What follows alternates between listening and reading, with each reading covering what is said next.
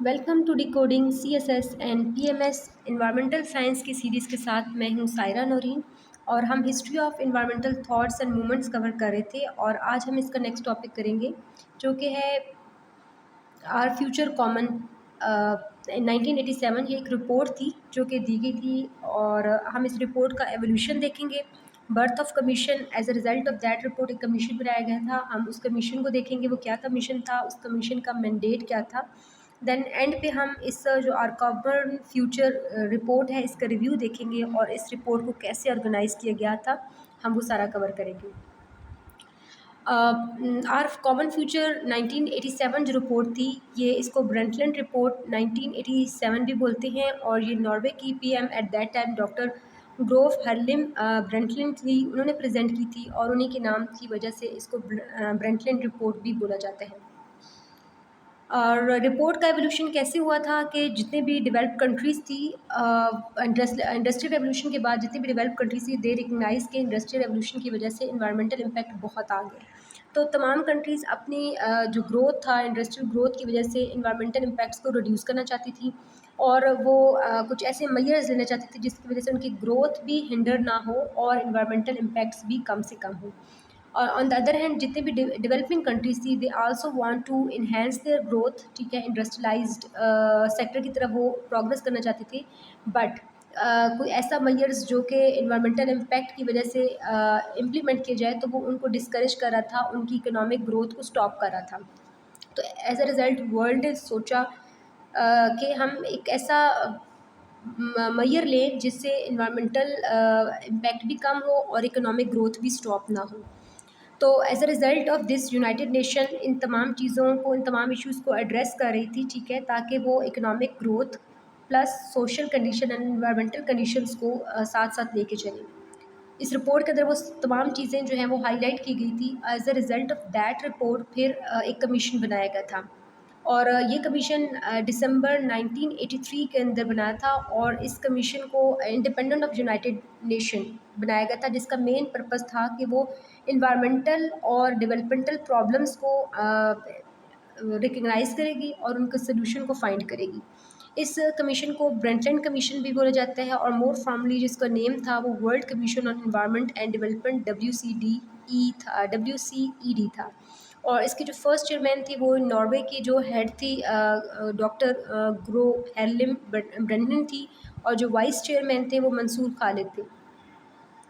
इस कमीशन का ये मैंडेट दिया गया था कि जितने भी इन्वायरमेंटल इश्यूज़ हैं उसको रिकग्नाइज़ किया जाएगा, उनको एग्जामिन किया जाएगा, ठीक है, और एक रियलिस्टिक अप्रोच लेके इंटरनेशनल कोऑपरेशन के थ्रू इन इन्वायरमेंटल और डेवलपमेंट इश्यूज़ को टैकल किया जाएगा, ठीक है। और ये जो और इससे ताकि हमारी इकोनॉमिक ग्रोथ जो है वो स्टॉप ना हो सके और ये अवेयरनेस जो है वो एट ऑल लेवल पे इंडिविजुअल बिजनेस गवर्नमेंट को जो है वो इस का हिस्सा बनाया गया था कि वो तमाम मिल के जो है इन्वायरमेंटल इश्यूज़ को एग्जामिन करें और एक रियलिस्टिक अप्रोच को फॉलो करें इन्वायरमेंटल इम्पैक्ट्स को स्टॉप करने के लिए।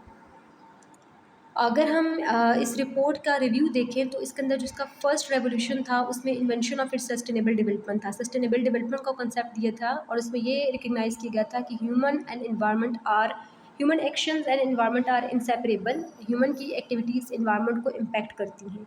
तो एक ऐसी डेवलपमेंट की अर्जेंट ज़रूरत है जिससे हम पॉवर्टी को रिड्यूस कर सकें, इनइक्वलिटीज़ को और इन्वायरमेंटल डिग्रेडेशन को स्टॉप कर सकें।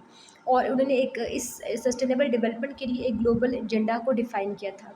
सेकेंड रेवोल्यूशन के अंदर री इन्वेंशन ऑफ मल्टीलैटरलिज्म का कॉन्सेप्ट दिया गया था।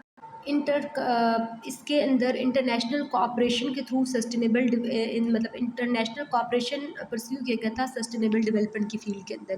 प्लस पॉलिटिकल एक्शंस जो थे वो के थ्रू भी रिक्वायर्ड थे। पॉलिटिकल एक्शन के थ्रू जो है वो इस चीज़ को हम परस्यू कर सकते हैं। तो as a result of this फिर अर्थ सबमिट हुआ था 1992 के अंदर जिसके अंदर वो जिसके बाद फिर क्योटो प्रोटोकॉल 1997 के अंदर साइन हुआ था। क्योटो प्रोटोकॉल को हम डिटेल में पढ़ेंगे कि वो क्या है।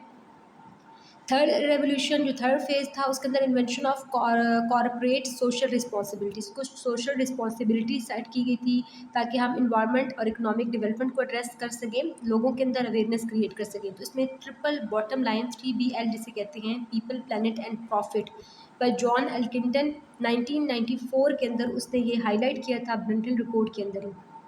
इसका मतलब यह है कि people, planet and profit there are interlinked. People के लेवल पे हमने उनकी हेल्थ, वेलबींग, सेफ्टी कंसिडर करनी है, प्लस उनको ट्रेन करना है ताकि वो ऐसी एक्टिविटीज़ के अंदर इन्वॉल्व हो जो सस्टेनेबल डेवलपमेंट की तरफ जाएँ और इन्वायरमेंटल इम्पैक्ट उनकी एक्टिविटीज़ के कम से कम हो।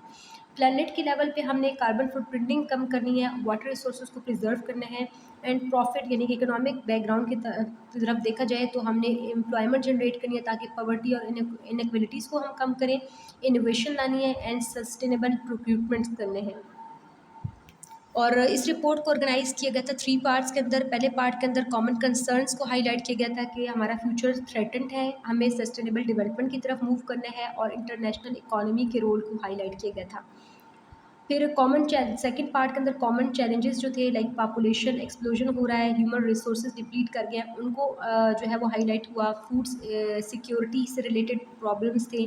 फिर species and ecosystem resources for development को एनर्जी सेक्टर के अंदर जो है वो हाईलाइट किए गए प्रॉब्लम्स, जो चैलेंजेस थे, ताकि और जो ऐसी एनर्जी की तरफ जाएँ जो बेटर चॉइस हो फॉर एनवायरनमेंट एंड डेवलपमेंट के लिए।